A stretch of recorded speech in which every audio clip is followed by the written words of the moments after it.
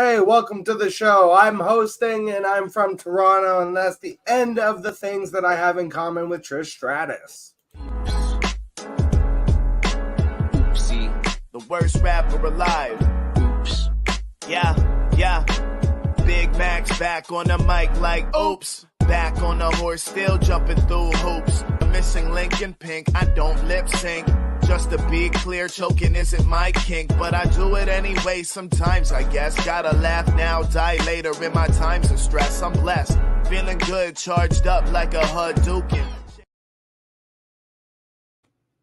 Mota Zitabanakasi, welcome into the worst wrestling podcast. I am your host with the least, Jack Lucenay, coming to you live from Canada, where Money in the Bank is happening in Toronto, Ontario, and now is being hosted by WWE Hall of Famer. I'm bringing a GOAT onto my show, a Hall of Famer for the Worst Wrestling Podcast, a good friend of the show, SC Romero, a.k.a. Aishan Lucha, a.k.a. The PPR Show. Oh, you didn't know?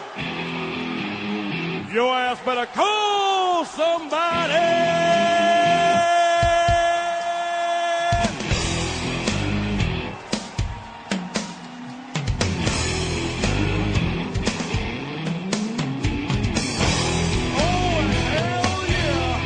Gotta get mine. Oh, hell yeah, indeed. Welcome to the show, SC. Thanks, my brother. Thanks. I appreciate that.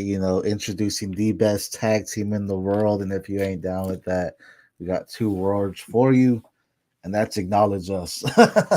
No, so glad to be back, man. Talk some Money in the Bank. Always a pleasure, hopping on this show with you. You know what? You mentioned tag team.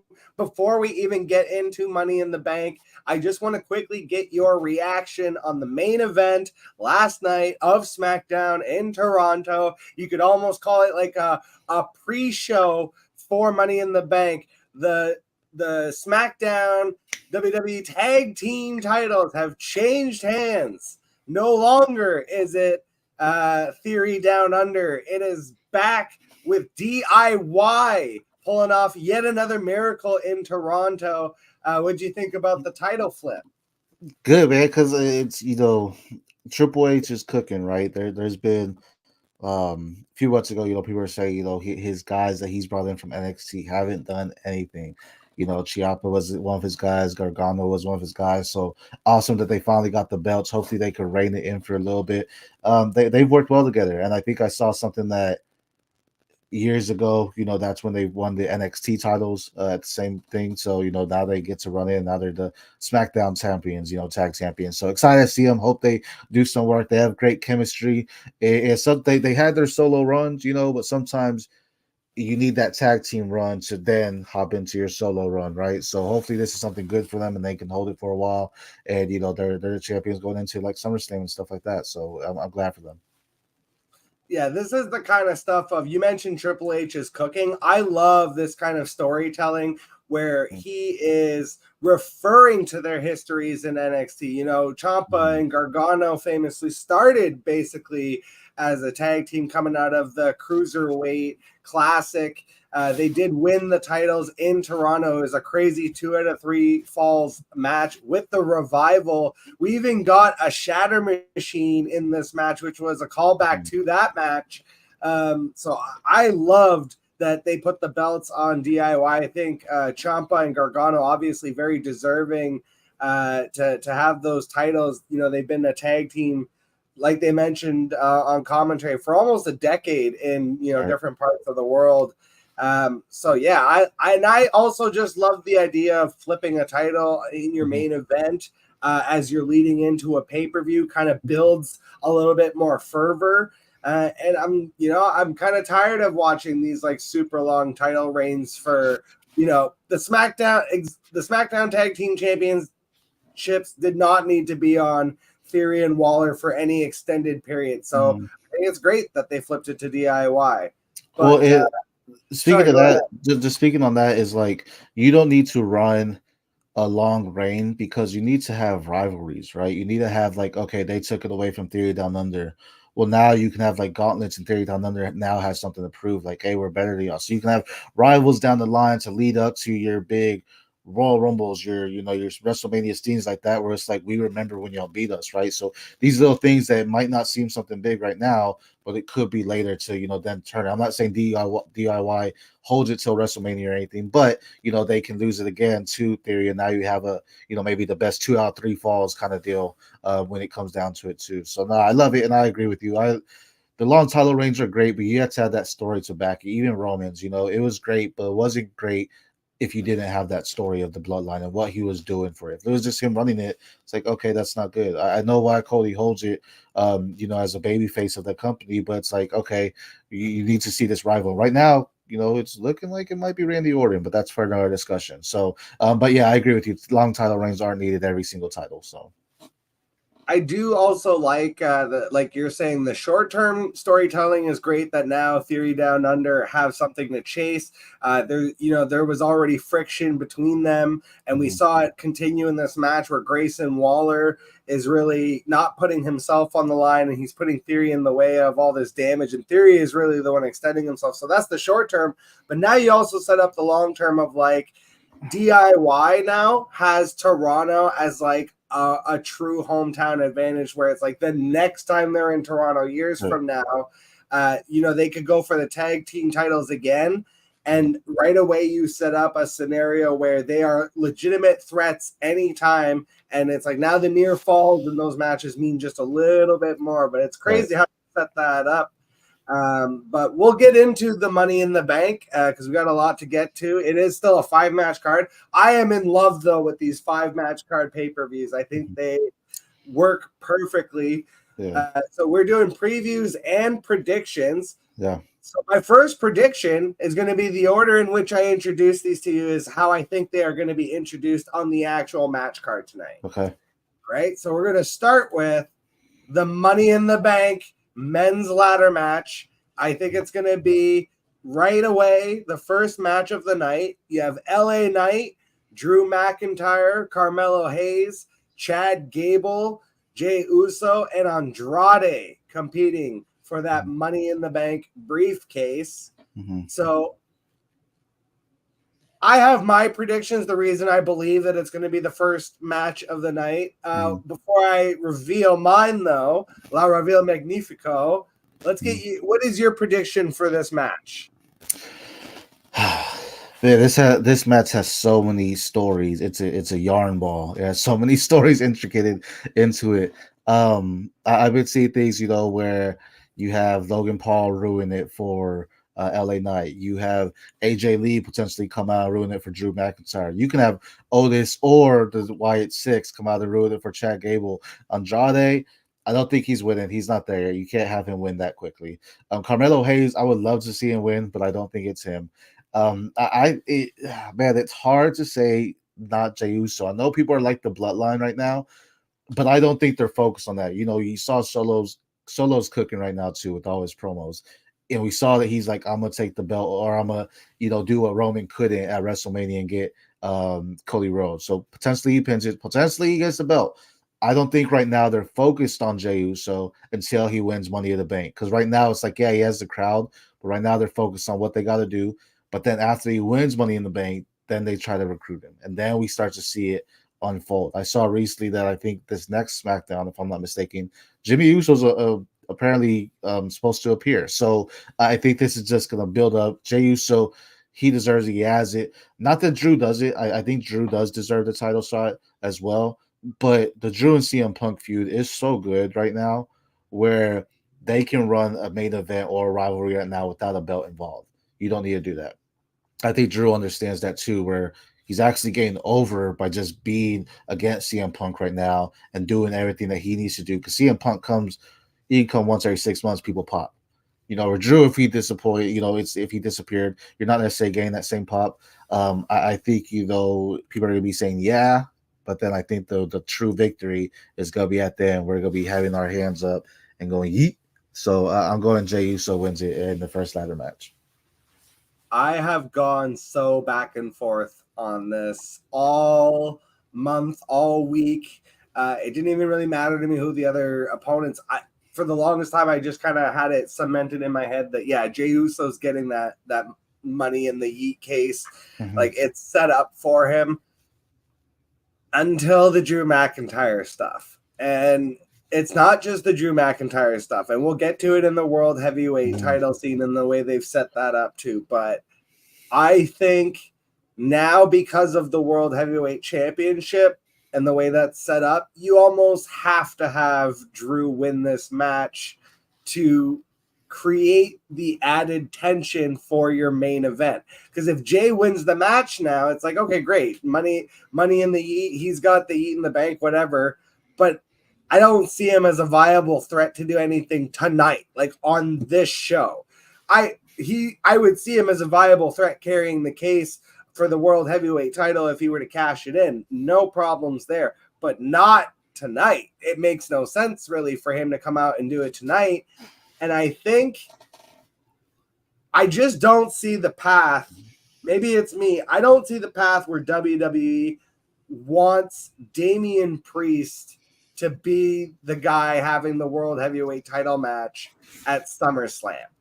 As much as I think Drew McIntyre and CM Punk can cook without it, because they're basically fighting over the bracelet, which is representative of Punk's family. Right. Like, I get that, but I don't see a scenario where they're going to leave the belt on Damian Priest in a situation where now Seth Rollins can't even, compete for it anymore. Like, and then it's like, okay, so it's like you end up doing Damian Priest versus Gunther. Yeah. I don't see it. So do you think, I don't know if this is possible, can Jey Uso cash in the 6-man tag? Or does it have to be a scene? Like, does that belt have to be online? Theoretically, he could, but he's not going to cash in on Cody. They're not going to do that. They're not going to flip the WWE like world title to Jey Uso in the middle of a Money in the Bank. That will just be because that's not as huge, but that will just create even bigger tension for the bloodline with Solo saying, "I'll do it," and he just comes in and takes advantage. I don't know. WWE's done some crazy stuff, but I like your thought on Drew. I also don't think I think CM Punk might not be ready for like a full match by SummerSlam. And if that's the case, then Drew McIntyre versus Gunther for the World Heavyweight title just makes the most sense. But I'm predicting basically that Drew McIntyre is going to win this match. Is my as far as the ladder match goes, because of all the intangibles that it creates after, I think it just makes more sense for Drew to have the case. Yeah. But it would not shock me even a little bit, and I wouldn't be disappointed at all either if it was Jay. I think just for the sake of argument, before we move on, actually, because all of these storylines we're talking about, we're going to be talking about them again by the time we get to the 6-man and the World Heavyweight scene. So before actually we move on, who would be your dark horse in this match? Who's the guy that we're not thinking about that would win that case? And if it's me, it's Chad Gable. Okay. I mean, if you want to go true dark horse, Chad Gable's nice. I want Chad Gable to get his run. I mean, once he did the heel run, I was like, yeah, give this guy the belt. I'm all in on Chad Gable. I just don't think that sets it up for the White Six to do what they're doing, just taunting him, and then him trying to get Otis back on his side. Like, they have an easy way to turn him into the babyface again, just like begging for Otis to come back. A true dark horse, I mean, Carmelo Hayes, bringing him up, and him and Ray being here, they have so much opportunity. And not every time when someone has the Money in the Bank do they have to win the title when they cash in, right? It could be a backflip or anything like that. So having him win it could definitely just set up a build-up story for him to start getting him the promos to build up to be a main roster spot holder. And whatever that may be, Cody Rhodes is a great guy as far as building guys up to with a positive attitude, not just being negative towards them, but acknowledging, all right, Carmelo Hayes, I see you, and if you want to come after me, good luck, whatever, but not in a negative way. So I really enjoy that, and you can have certain things like that happen. So I think that's a true dark horse because I love Carmelo Hayes and what he is as a wrestler. He's talented, and I think that's an evolution of him to get that and build up his talk as well.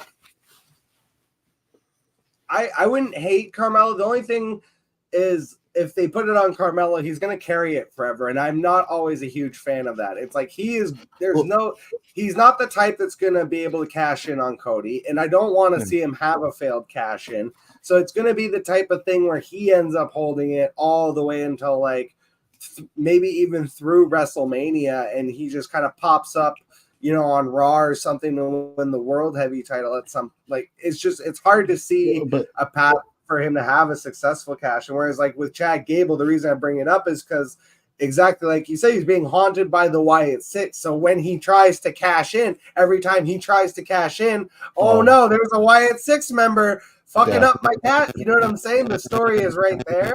Yeah. And I kind of tend to try and like take the easy hook lines when I see them available. You know what I'm saying? That's the low hanging fruit.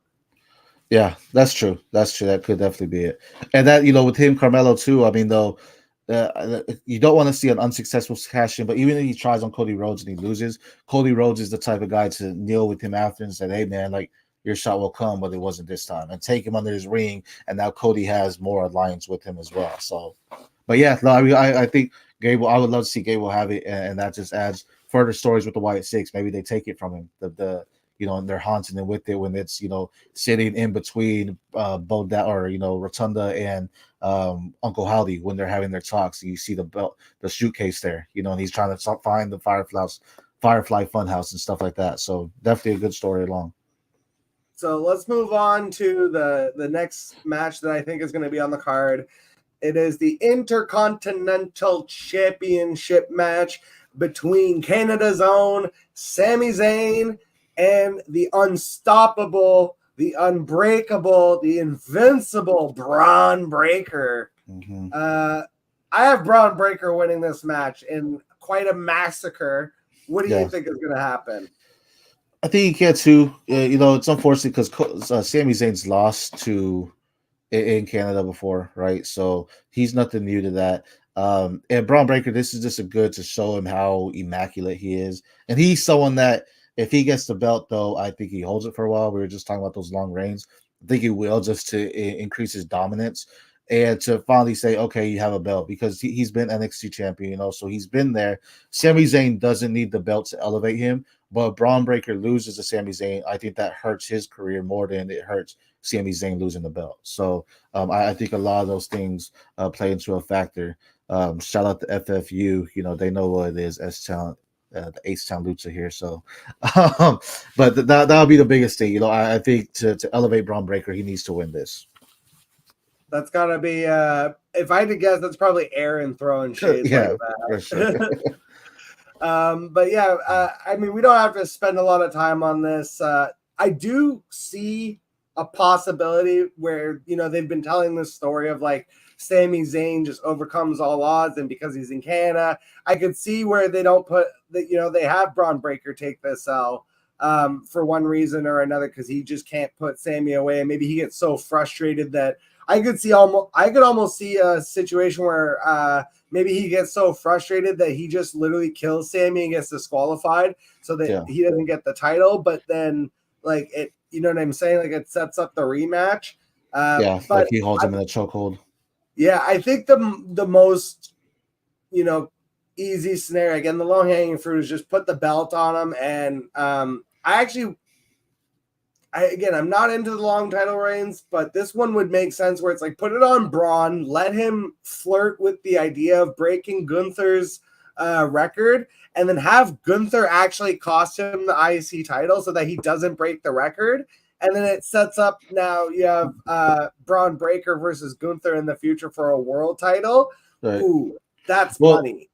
And then also, though, I mean, we talked about Carmelo Hayes.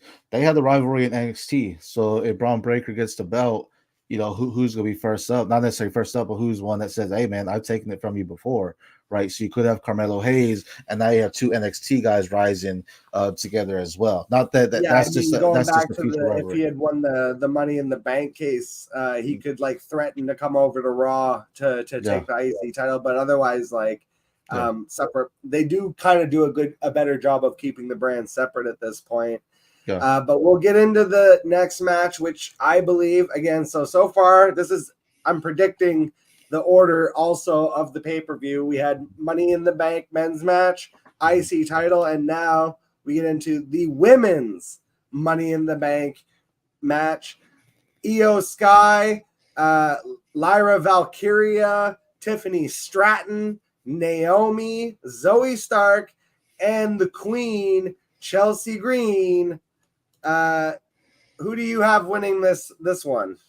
I feel like this could go any way, really. It could go either way. I think the favorite is Stratton. Stratton and Green are the two I see that are the favorite. I'm actually go with Io Sky, man. The whole damage control has been silent. The story with Bailey's been silent, and who's a better way to just resurrect that whole story than have the now leader of damage control in Io Sky, especially with Asuka out, to come in and be like, look, I'm here to take what you want now. You challenged me because you won Royal Rumble. Now I'm here that I can possibly take it. I'm not saying that she does necessarily, but I think that's a possibility. And so I'm going to go with Bailey, or not Bailey, with Io Sky, to threaten reawakening that rivalry that once was, because again, we've seen how intricate they are with these stories and making them so deep and long running that could definitely be a factor there.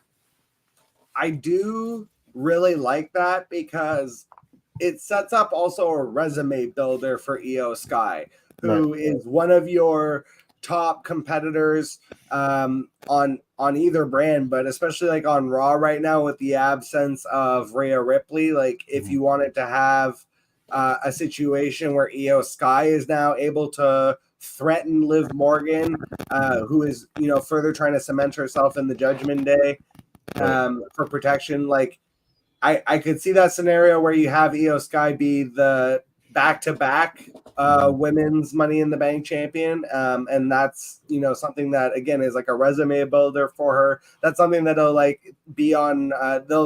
They can announce like forever every time there's a Money in the Bank ladder match forever or pay-per-view. They'll be like Io Sky was the first woman to win back-to-back. Right. So I could very easily see that scenario. But man, I just want to see Chelsea Green. I really just want Chelsea Green to win this. I'm a huge Chelsea Green stan. I'm not going to lie. I think she is hilarious. I think she's awesome on the mic. But I love this dynamic between her and Piper Niven. And I really loved the match with Bailey at Clash. I love the story that they've been telling. And I love this idea that like Chelsea Green could just be floating around every time Piper Niven beats the shit out of Bailey, and that's an immediate threat for the title. And you tell that story, and I could even see them putting the belt on Chelsea Green and having a situation where, again, it's like Chelsea Green's a little bit of a throwback almost to like the Diva era, but you have Piper Niven as an enforcer to legitimize that title reign. And I love the dynamic between them two. When Chelsea called her, what did she call her fabulous little frittata? Like the shit she says just absolutely pops me when she's talking about like Piper Niven and their relationship. So again, I'm a huge Chelsea Green stan. This is more heart than head, but I'm picking Chelsea Green for this one. That's fair. I like that. The idea of Chelsea Green again, she's someone too that her popularity doesn't necessarily need her to win it, but even if she does win SmackDown, you also have the Jade Cargill and Bianca losing it. Bianca could then challenge Chelsea to go after it, and now you have a story setting up where even though Jade's under Bianca's wing, Jade's starting to eye that belt as well. And now you have that rivalry brewing of Jade potentially turn around on Bianca one day as well. So again, a deep storytelling there. Chelsea Green was my second. And then I have Stratton. I just don't. Stratton is the popular choice, I think, just because she's so over right now and the whole Tiffy time or whatever. But I personally don't necessarily want her to win. But we'll see. I do view her as the true dark horse candidate, but I actually don't think that she is as likely to win just because she has such potential and future, and she just doesn't really need the Money in the Bank case right now. Whereas like with Chelsea Green, again, what I love about Chelsea Green is she's one of the few characters that creates the dynamic that she actually might not be able to cash in, and that would be okay.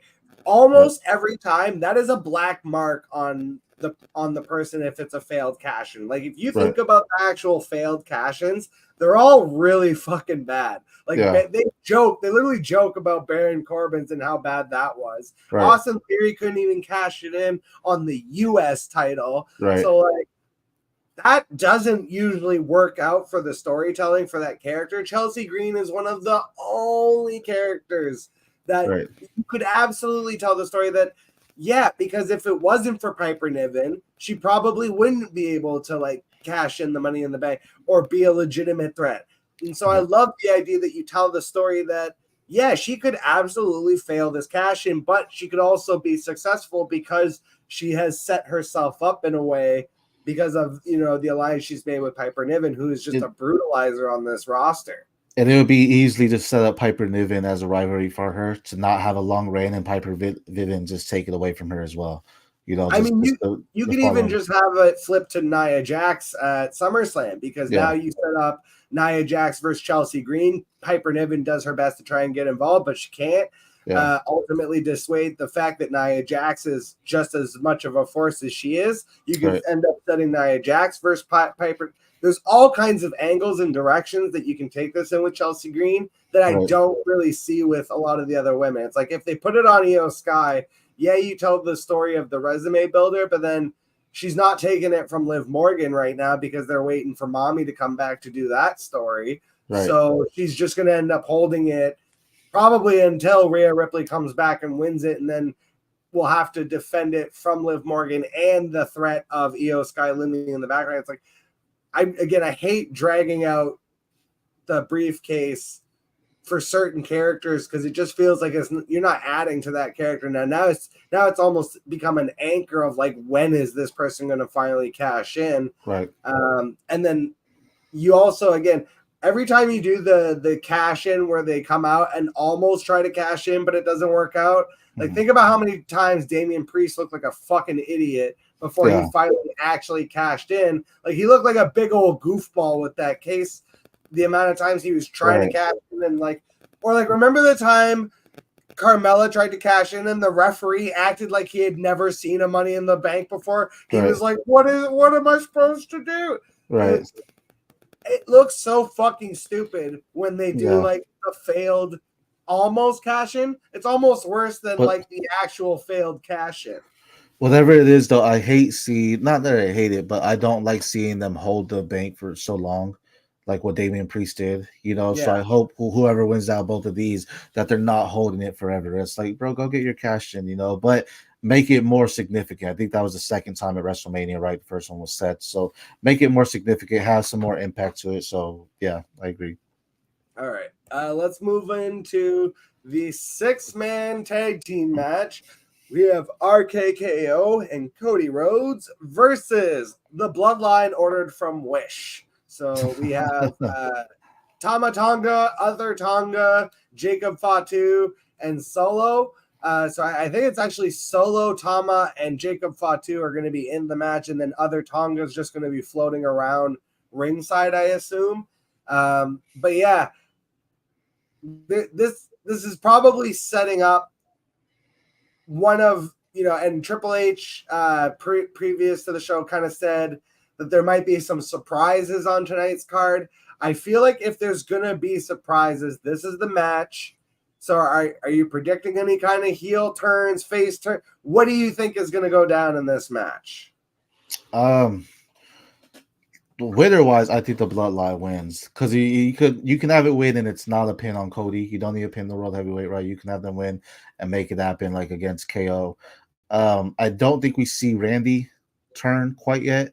Maybe after the match, you can definitely see that. You know, if they lose, especially that he just takes it all on Cody, and now you set up Randy versus Cody at SummerSlam. I just think the Bloodline needs to, you know, especially with the promo he did on Friday on SmackDown, Solo Sikoa, I think you need to set up their dominance, you know, especially with him starting to say, acknowledge me. Let's be real, man. We only acknowledge one tribal chief, you know, we acknowledge Roman Reigns, right? So, but you need to set up something to make him a threat. And if they lose here, you just threw all that out the window. So I don't think there's a way that they lose, regardless if all the bloodline members get involved. I don't think they're releasing another bloodline member here. I think it's too soon. With you need to show how dangerous Fatu is before you release another one, and there's like 500 other Fatus that can come in. So you need to, show that the dominance is there with Jacob Fatu first. And I think this is a match to show it, especially with it being a 6-man. You can just have him run wild and dominate all over. And then Solo just kind of lean back, but then get the pin on whoever it may be. It could be Cody to show it, so then he could say, I pinned the World Heavyweight Champion. But I don't think that's necessary. I think KO probably gets it because he's normally the one that takes the bumps.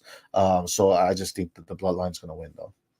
Bloodline 2.0, I'll say. I definitely think the Bloodline from Wish is going over because you need to build them up so that, especially because in my mind, when Roman Reigns comes back, when you have Roman Reigns and the Usos, and I actually think if The Rock were involved in that situation, he would side with Roman Reigns.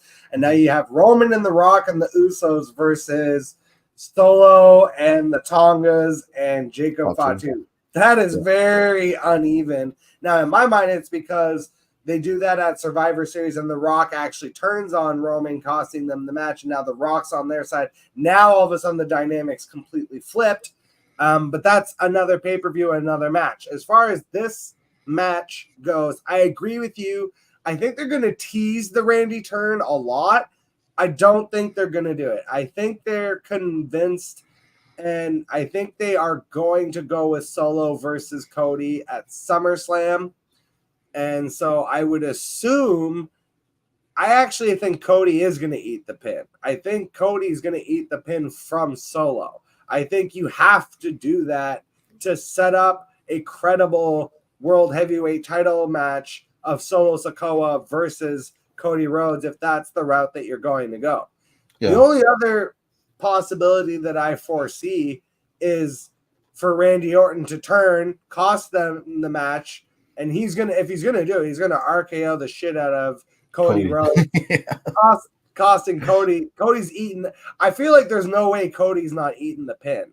Yeah. Like I don't foresee that because he's the World Heavyweight title holder that he's not eating that pin. They're gonna have KO eat that pin.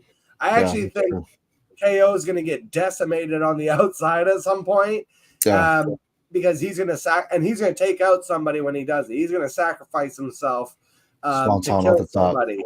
Yeah. And then what's going to happen is I think that's when it's going to be just Randy and Cody, and you get the Randy turn, and it's going to set up 2 matches, actually. It's going to set up Randy versus Cody, and it's going to set up Solo versus Cody. And you could do Solo versus Cody at SummerSlam, but they're already kind of flirting with Bad Blood and announcing that pay-per-view. Yeah. I could see that one being the Cody versus Randy at Bad Blood. Yeah. Or they flip it, they end up doing Cody and Solo at Bad Blood, and they do Cody and Randy at SummerSlam. Either way, I feel like you're setting up both of those matches. They could even decide, hey, fuck it, let's do a triple threat. Randy versus Solo versus Cody. Yeah. That would be cool too. So there's lots of ways they could go with it. But if I'm giving my actual, just like I'm going to put my prediction on the line, Randy turns in this match, and it sets up, like I'm saying, both matches of, because Cody's going to eat that pin from Solo because of the turn from Randy. And now you set up the feuds of Cody and Randy, and you set up the feuds of Solo and Cody, and the way that you can distract Randy in the meantime is obviously he's built this relationship with Kevin Owens. Kevin Owens would be like, hey, you fucked me over too, buddy. And so now they can have a quick little rivalry in the meantime to stall Randy from having to go right away to the world title scene with Cody. But you still have that built in now with this, you build both stories at the same time. But I could see that being like, why doesn't Randy go right into the world title match? Well, because he's got to face Kevin Owens first. Yeah. The reason why I don't see the turn from Randy is if you do that way, that setup, you don't really give the credibility to the Bloodline, even in the win. Because then you have them having to pay their dues to Randy Orton, right? Because he did that. So that's why I said, I think Bloodline wins, and then Randy turns because he's upset that they lost. So you can definitely tease it all match. Randy's that Viper, so he gives you that look, and it's like, oh snap, it's about to happen, but it never happens till the very end. And maybe it's him looking away or whatever it may be, or maybe he takes a hit, or maybe Cody accidentally hits him off the ropes and then comes in solo and does a Samoa spike to him or whatever, and then takes the pin, and then Randy comes out and maybe he sees the belt and then he just snaps, because we need that Randy snap that happens, and I don't think you need to have that during the match.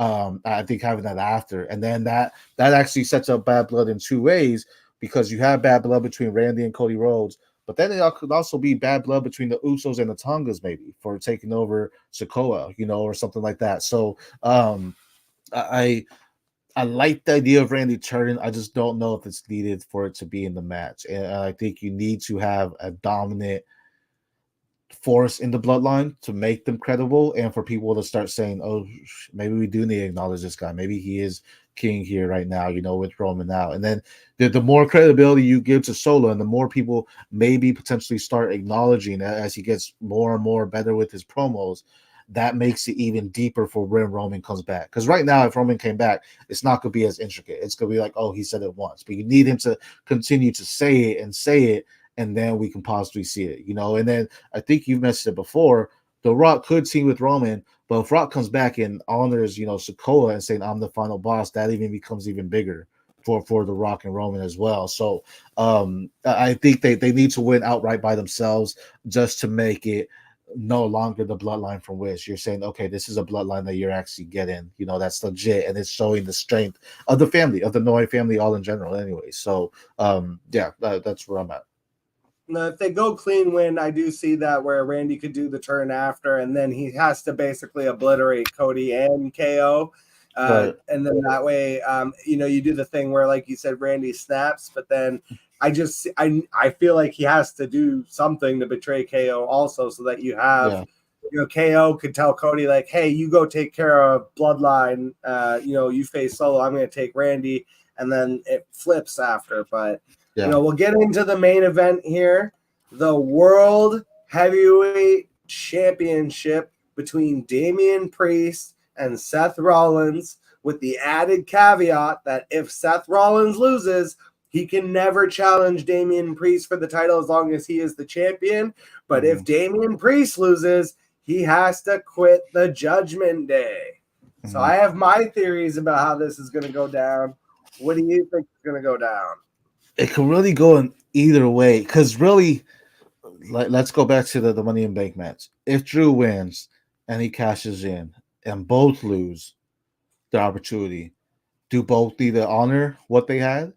That does Seth can no longer tell for that, which is good, because now you can set up later feuds with Seth and Cody, or Seth and whoever that champion is, to give him that belt as well. And then I think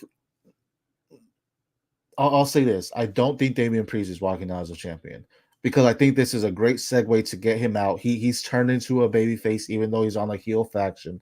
I think this is a great way to get him out. And we're talking about the Bloodline 2.0. Okay, now we're getting another one, because when Rhea comes back, she's a babyface. She was already babyface before she left. She's not a heel. People are gonna pop, and Liv is becoming the heel. So you don't need her with the Judgment Day as well. She could come in and be pissed at the Judgment Day and saying, hey, and now you could potentially have her and Damian teaming against like Finn and Liv, Finn and Liv Morgan or something like that. So I'm not sold on Seth being the champion at the end. I'll say that much. But I don't think Damian Priest has it. I think it's more so I think Finn Balor ends up costing him the match. I think he's to come out with him, and he's been saying, I don't need your help, all that kind of stuff. Finn Balor's gonna come out and try to help, but because of it, it's gonna be Damian saying, get out, I don't need you, and then Seth gets that quick pin on him. But then again, I don't see any of these guys walking out as the champion. I see this going one of two ways. And the first way is the reason I predicted Drew McIntyre winning the Money in the Bank match. Mm-hmm. I think the chalk finish is Drew wins Money in the Bank and he cashes in at the end of the night on Damian Priest. First of all, he's getting revenge on Damian Priest for cashing in on him at WrestleMania. So you check that box. Second, now he's got the title, and you set up Drew versus Gunther at SummerSlam. Because Gunther said he'll challenge whoever's right. He already called that out. King of the Ring. He gets to challenge whoever. So you have to. That's why I'm saying it has to be. That's and true. Damian Priest versus Gunther doesn't make a lot of sense in my head. Yeah. You could do Seth Rollins versus Gunther, which is I'll get to that finish after. But in my mind, they're gonna do Drew McIntyre wins Money in the Bank. He cashes in on Damian Priest, and it sets up him versus Gunther and CM Punk's involvement, and that feud keeps going all the way to WrestleMania. All right, that's option one. Option two, let's pretend it was Jey Uso that won Money in the Bank. So now we don't have the threat of the cash in. I think it's very viable that Finn Balor comes out, initially tries to help. Damian Priest tells him to fuck off, and he says, you know what? Fuck you then.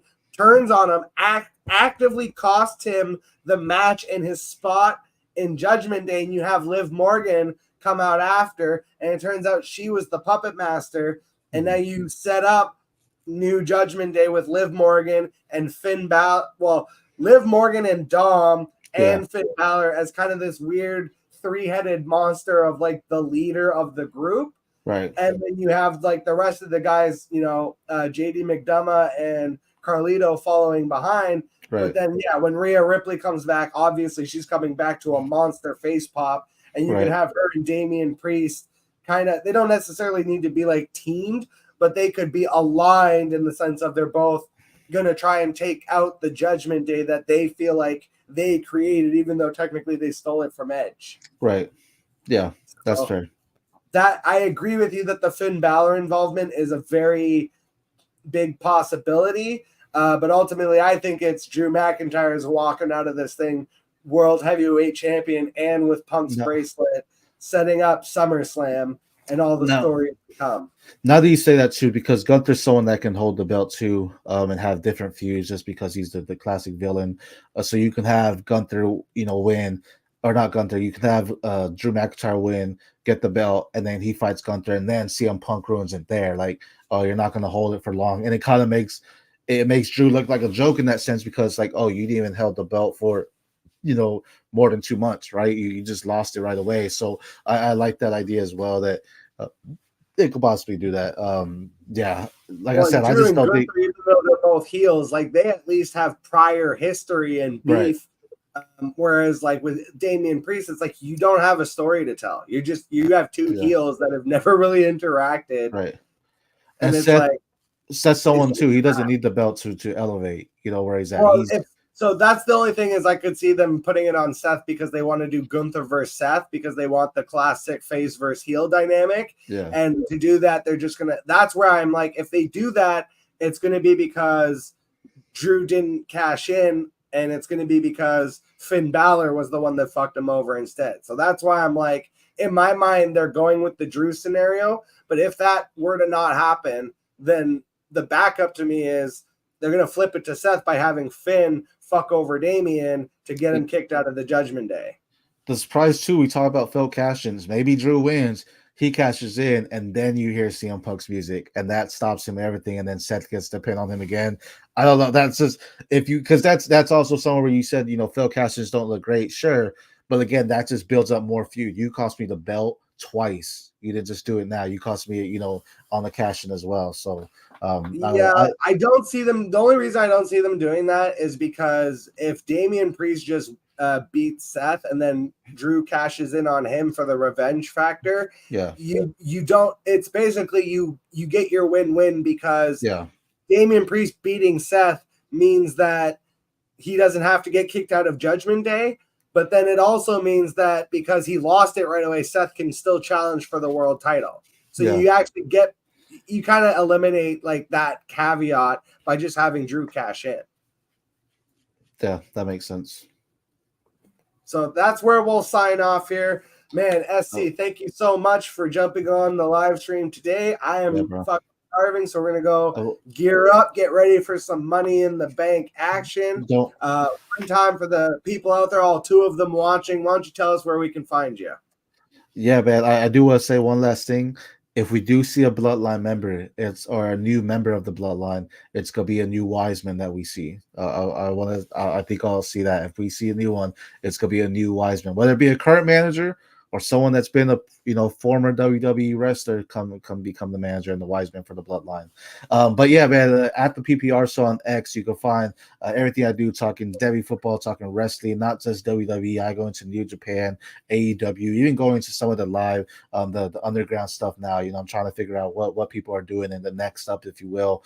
But football wise, all my articles on the Fantasy Football Universe, you can check that out. Just doing Debbie profiles and talking with my guys over there. You saw them give me a shout out at the guy, the Lucha Master there. So yeah, man, always a pleasure hopping on.